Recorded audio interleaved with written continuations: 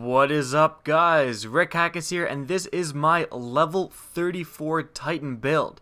So this is the class that I have been using most often in the Prison of Elders, like done everything in the Prison of Elders with this build, and let's get into it. So this is just going to be like an overview of my build and also just some recommendations and why I've picked certain things, certain choices that I've made and why they are, I think, superior in the Prison of Elders. So let's just go over the gear. Firstly, you got the Fatebringer. Excellent thing. The first thing I think I'm going to upgrade with Etheric Light in terms of a weapon. Like, it's so good. Now, I will often switch to the Vision of Confluence when there is Cabal. Cabal, it's much more useful to have Solar because the Centurions have Solar Shields. It's as simple as that. Now, you could make the argument of switching to Solar as well for Hive because of the Wizards. But the Fatebringer is so good against the groups of thralls that I usually just keep it on. Now, this has been my absolute superstar. The Found Verdict. Goodness gracious, this thing is unreal. Like, it's so powerful. I can't even explain it. Now, obviously, when you get to the much higher levels, like when you're doing 34, you are going to run into some trouble with the Found Verdict. You may not use it as much, because you're kind of trying to keep your distance as much as possible, but it's just so powerful. It kills enemies so quickly. And like, let's say you're versing Cabal, and there's the Cabal guys are jumping over at you. You can, with this gun, six rounds very quickly down a Cabal Centurion. Even if he has his flame shields and the Found Verdict is arc, you can just basically kill him with one magazine. It's fantastic. It's probably the second thing I'm going to upgrade because it's just so freaking powerful. And now with the bubble, of course, you can engage enemies at a much closer range, and is just really excels. I think it's probably the it's my favorite shotgun right now. It's just so good. It may not be, the best in PvP, and a lot of people, might equip like a Fellwinter or something, but the fact that it has, 6 rounds in a magazine and has a very good rate of fire, the overall damage output, each shot may not be the highest, but the overall damage output in a short period of time is pretty much unmatched. Except for by this thing, the Galahorn. Woo! 365. This thing's unreal. Clearly, like, the best gun in the game. Still the best gun in the game. Obviously, still running it. Sometimes I was running the Thunderlord when it was Arc Burn, and then, well, not even. I ran this Thunderlord in one Nightfall, but the Galahorn, even in the Arc Burn section this week, and then the level 34 Prison of Elders, one of the sections is Arc Burn, but it's against Hive, so I still run the Galahorn because it takes down the Wizards. Simple as that. Now, going over to gear, this was the thing that Varix was selling, right? So I had to buy this in order to get to level 34 week 1, so I had to ascend the Helm of State 14, which is not a bad thing. Fantastic. Starless Night makes it so that anyone who comes into my bubble is blinded, which is fantastic. It's just absolutely fantastic. It really helps against Prison of Elders stuff because, every time you play, every faction is running at you with their melees, like the Scions, the Thralls. They're all just coming at you, and being able to, and even in Cabal, everyone tries to melee you, so being able to put up a bubble and then anyone who comes in is blinded is really good. If you don't have the Helm of State 14, it's a lot more sketchy because, Cabal Phalanx will come into your bubble and still keep smacking you, and that can be a little sketchy, so Helm of State 14 is fantastic. Kelsier grips, sorry, I just have to. I probably would have preferred to be running the Ruin Wings. You can see that I ascended them anyways. They're just so fantastic getting extra heavy ammo, but it's not really, I'm not super sad by having the Helm of State 14. Now, this I leveled up because I really didn't have too many other choices. It was a thing I was running for a long time. It's still quite good. More ammo for hand cannons, obviously great for Fatebringer. Fusion rifles, I would have preferred it to be shotguns, obviously, but what can you do? Now, this is interesting. I ended up ascending these are the Vault of Glass legs. Now, that's a little interesting. I decided to ascend these for the simple reason, like, I didn't ascend these. And you'll see that gain a temporary increased agility, what do you have carrying, blah, blah, blah. I don't really give a shit about this. I'm not really going to be doing the old raids a ton, and if I do, I really don't need that extra agility. So I decide just to ascend this because you gotta look at the intellect and discipline. Like, I was not using these, right? These were just, you know, in my bank, not being used. I was using these non-stop, but you really gotta look. Like, I had intellect plus 133 on these. But look at my intellect right now, 100%, right? That's why I switched to these forceful grease, is because when I was wearing these, this extra intellect was just wasted. I could go down in intellect, this is only plus 74, still get to 100% cooldown, but also have the plus 73 in discipline, which I had like no discipline on, so I got a 27% a decrease in the cooldown time of my grenades, which is obviously fantastic. So that's why I switched to these. It just split up the stats, whereas I just didn't need so much intellect because you can't go past 100. Little unfortunate. And let's go into the actual Defender Titan. By the way, yeah, Defender Titan. Striker is very fun, and I'll use this when I'm farming treasure keys, but nothing beats Defender in the Prison of Elders. I'm going to talk a little bit about the video I made saying that Defender Titan was the best class, but let's just go over my build right now. Magnetic Grenade, very, very good, explodes twice, lift and increased height, just increased height for this week's thing. I think you could change this isn't super important, but increased height is just for this week. The hive guy that burns the ground, and it's also solar burn. The increased height is pretty fantastic, and also I found increased height when you're doing chest farming, and it's just so useful to be able to make jumps where other classes can't. I find it very useful. Now I do have Blessing of Light. It was a close call between Blessing of Light and Weapons of Light, and I was originally running Weapons of Light because I had the helm, Obsidian 14, right? I thought that, you know, you're already safe in the bubble, you don't need Blessing, and it turned out to be useful. There were certain scenarios, especially in the Nightfall, where I'd pop the bubble, everyone would get Weapons of Light and just Shrek someone. It would just take them down very easily.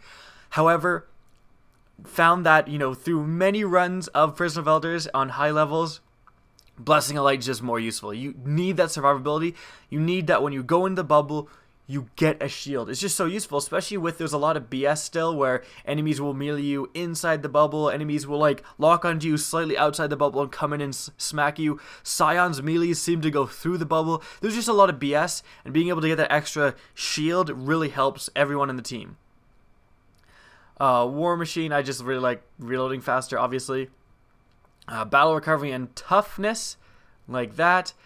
Bastion, increases the duration. Now, I was originally running, I think, some other stuff, but just, you know, longer, it's all about your bubble. So a longer bubble is great. Again, all attributes, and then Untouchable. Again, I was running Illuminated. If you run weapons, you often run Illuminated, but just having a longer bubble and a bubble that recharges faster is just, it's all about your bubble. And so doing those objectives, especially when you're forced out of the place you're holding out in the Prison of Elders, being able to put down a bubble that provides a shield for everyone, lasts a long time, recharges quickly, again, that's so important, and that's why my build is the way it is. Alright guys, so that's it for the build overview. Let's go over some just Prison of Elders tips that I've just gathered. So, since there is an option for a burn to spawn, like this week that I'm making it, there's a solar burn and a arc burn. You should have a weapon of every single, you know, different type in your inventory. You should have a void weapon, you should have an arc weapon, you should have a solar weapon, all as primaries, right? In your inventory, because you never know what you're going in, especially when you're going in blind. Like next week, it could be a void burn, in which case if you don't have a void primary, you're going to be stuck. So you really want to carry all the different weapons in at a time. Now also, I think, you know, I made a video saying that Defender Titan would be the most useful, and I don't think I'm wrong about that, but I don't think I'm as right as I thought I was. Defender Titan is absurdly useful. When I was playing it, and especially since this week, again, we have the hive enemy that burns the entire floor, and it's almost impossible to beat without a Defender Titan providing a bubble with extra shield. I mean, I guess it's slightly possible to beat it without that, but every time I've beaten it, we had a Defender Titan, me or one other guy when I was playing my Warlock, and it was just so useful.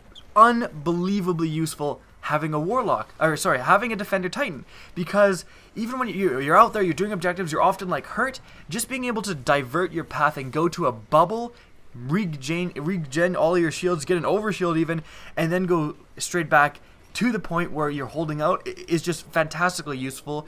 Now the only other thing is that, okay, for the objectives that require you to, stand to them, the mind diffusing objectives, that's the one thing where I don't think Defender Titan is the best for that.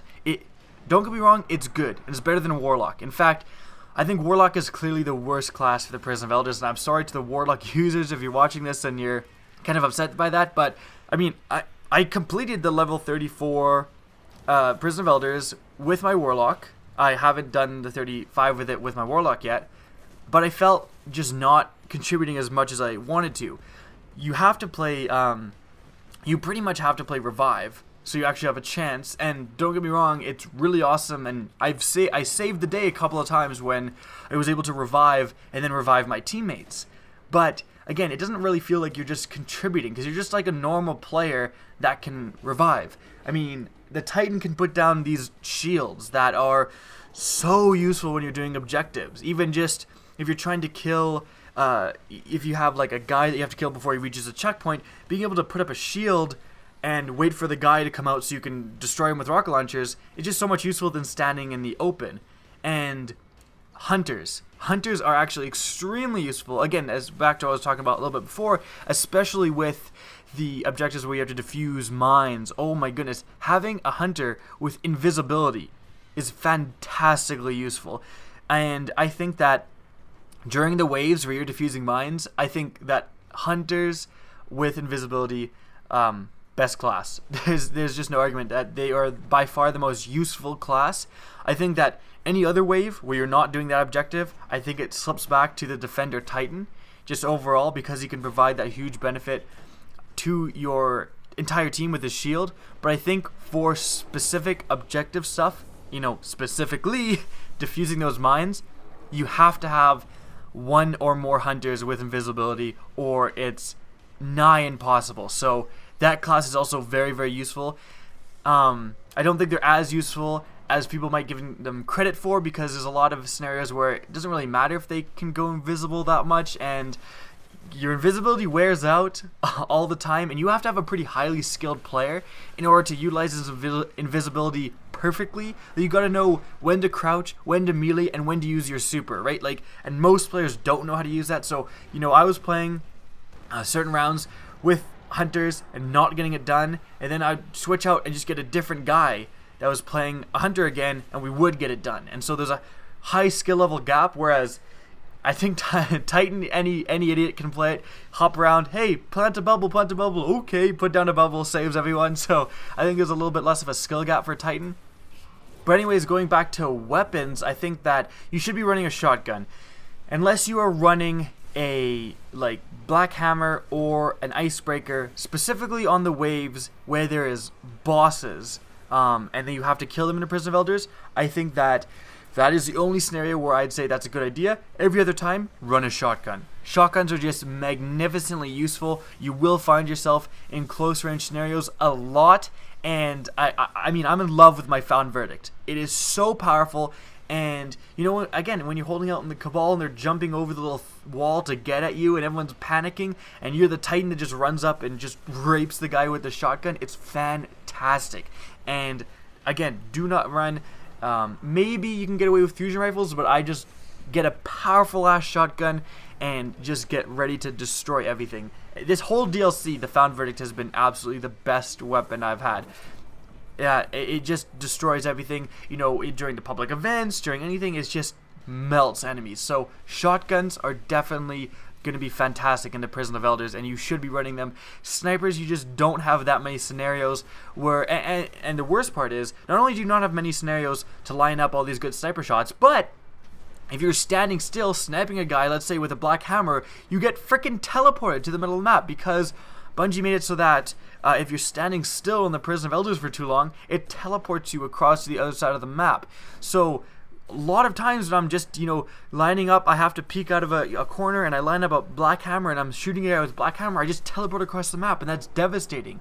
So it's really hard to also just be moving around with this sniper scope and then trying to line up shots, and all the time trying to, every time you get shot, your scope bounces up 20 feet. So again, shotguns are the weapon of choice for your secondary slot. I think in the Prison of Elders, they're always going to be fantastically useful. And I'm really antsy on I'm really proud of the found verdict, but you should have a couple of different shotguns of each different element because of these different burns, right? Like, we don't know what next week's burns are going to be and which enemies they're going to be on. So it's useful to come in to the Prison of Elders with a variety of different weapons every week and be prepared for those different burns. I hope you guys enjoyed this video and found it useful. If you did, don't be afraid to rate, comment, and subscribe if you want to see videos similar to this one. And as always, have a good day.